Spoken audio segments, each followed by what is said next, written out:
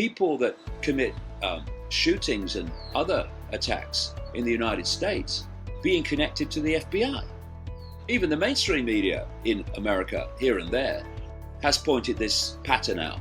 We are being subjected to a colossal mind game, because it is a mind game, because it has to be a mind game. When there's a few of you and you want to impose your will on the many, you can't impose it on 7+ billion people physically. There's too many of them and there's not enough of you.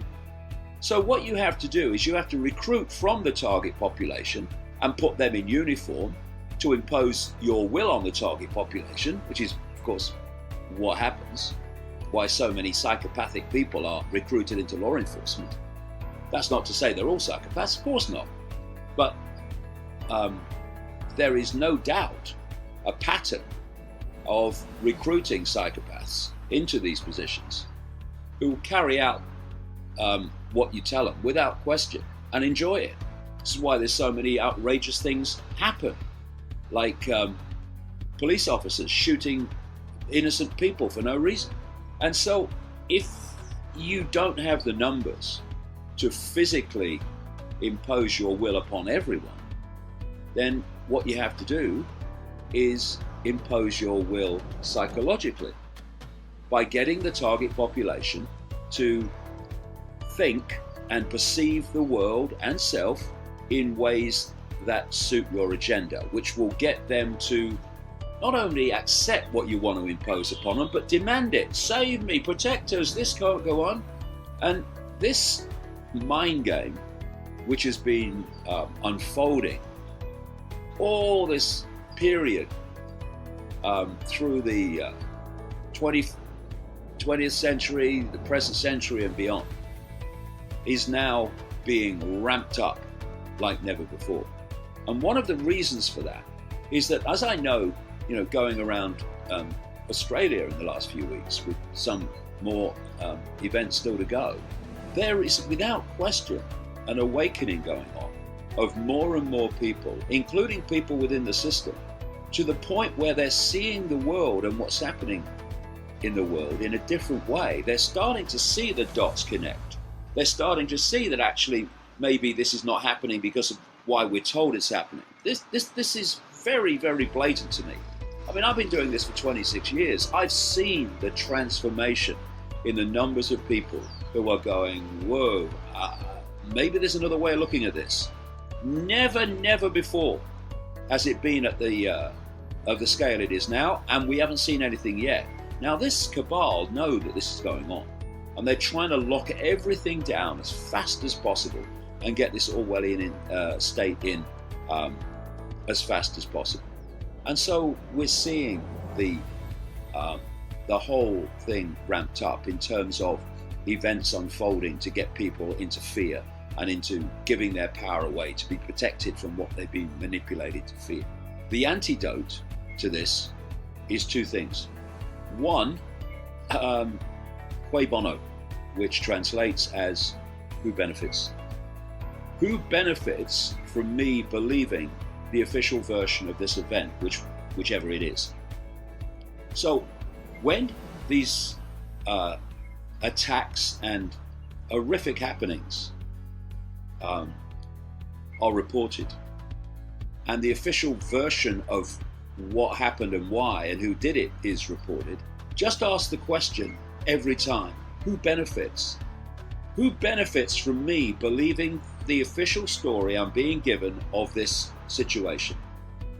And invariably, you will find that the only people who benefit are those that want to get people in fear, that want to justify more Orwellian legislation, that want to go in and bomb more innocent people, and want to push the world further along the road to this Orwellian global state of total control.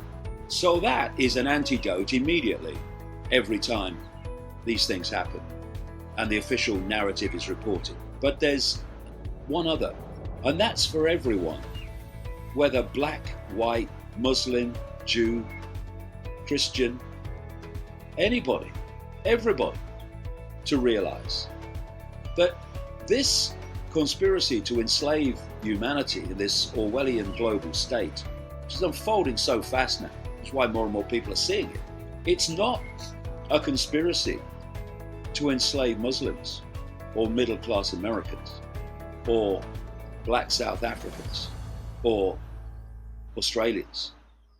It's a conspiracy to enslave all of us and our children and grandchildren even more so. And we've got to start growing up and realizing that while we allow ourselves to be played off against each other in these divide and rule scenarios, without having the streetwiseness to ask the right questions when these things happen, who benefits, for instance, if we go on buying these manufactured fault lines of divide and rule, then this Orwellian global state will happen.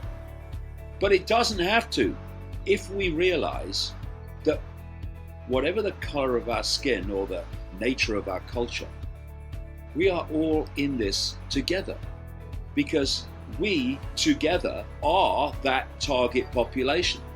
Not one bit, not this bit, not that bit, all of us. And if we do those two things, we come together, we put down the fault lines, we create a simple situation and response called respect. Respect for another's culture, but the other's culture's respect not to try to impose that culture on you, and vice versa. To respect someone's religion. I mean, I don't agree with any religion, but if people want to believe a religion, good luck to them, so long as they don't seek to impose it on anyone else. And if we can just find the maturity and the expansion of consciousness enough to live together and respect the differences, indeed celebrate them, then one of the major factors that allows this whole thing to unfold, divide and rule, disappears. And if we can find also the maturity and the expansion of consciousness enough not to accept the official story about the noise. The windows are open, get some air in this place. I should be here at the sun. Anyway, I don't have to, I have been. A lovely place, but warm for me. But if we can find that maturity and that expansion of awareness enough to ask questions of every official narrative and see if it stands up, see if it goes through that filter of who benefits. If we can do these two things, put down the fault lines, ask the right questions, we will see so clearly, A, what's really going on and what's behind it, and B, we will remove the divide and rule that allows it to go on and go on pushing the world down this dark and dangerous road for freedom, which we've been going along for a long time. And because it's been going along a long time, now we're starting to see very clearly not just the bits and pieces being removed, but basic freedoms now being removed in a way that more and more people are finding hard to ignore and just look the other way and hope it isn't true. It is true. And we need to come together. It may sound trite, it may sound simple, but if we don't come together, if we go on being apart, played off against each other, we go on not asking the right questions when these events happen because, oh, he's a conspiracy theorist, then goodbye freedom. Not for one faction, not for one community, for everyone. Come on. Time to grow up. Time to get a grip of this.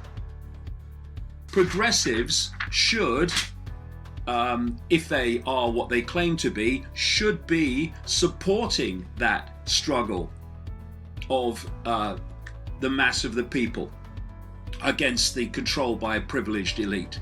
Instead, those that call themselves progressives have become supporters of that elite, expressions of that elite, and demonizers of those who are challenging it. The progressives have become the new authority, the new big brother, the new censors. And this 2016 has been, as so many commentators are saying, an absolutely extraordinary period, a watershed in global politics, particularly in the West. We've had these supporters of this constantly centralization of global power called globalization, this more and more power of the few over the many. The supporters of this, like Hillary Clinton, gone. We have people like Matteo Renzi, kicked out after a referendum in Italy. We have Francois Hollande in France, gone. Not officially gone yet, but not standing, finished once his term's over.